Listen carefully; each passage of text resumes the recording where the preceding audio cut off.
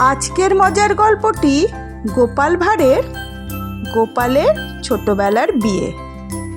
গোপালের যখন বিয়ে হয় তখন তার বয়স 13-14 বছরের বেশি হবে না। প্রসন্নময়ীর বয়স তখন 10 বছরের বেশি হবে না। গোপালের বেশ মনে আছে যে সে কানে মাকড়ি, গলায় হার, হাতে বাজু ও বালা পরে বিবাহ করতে গেছিল। তার বাবা বাজনা ও আলোর শাড়ি নিয়ে গোপালকে নিয়ে গেছিলেন। গোপালকে নিয়ে যেই আসরে বসানো হলো, অমনি গ্রামের সমবয়স্ক বালকেরা এসে প্রশ্ন করতে লাগলো, ওরে তুই কি পড়িস কি পড়িস বলে পরীক্ষা আরম্ভ করলো।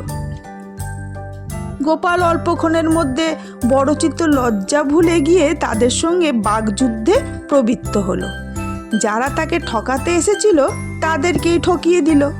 বেশ মনে আছে গোপালের বয়প্রাপ্ত ব্যক্তিরা কেউ কেউ বলতে লাগলেন ছেলেটি বড় জ্যাঠা। তারপর গোপালকে বাড়ির মধ্যে নিয়ে যাওয়া হলে সমবয়স্কা বালিকারা গোপালের কান মোলা আরম্ভ করলো। সেইবারই গোপাল প্রথম ঠকলো, কারণ কান মোলার পরিবর্তে কান মোলা দিতে পারল না গোপাল। মেয়েরা তাকে ঘিরে কান মলতে লাগলো। এত মেয়ে একসঙ্গে দেখে ভ্যাবাচাকা খেয়ে গেছিল গোপাল।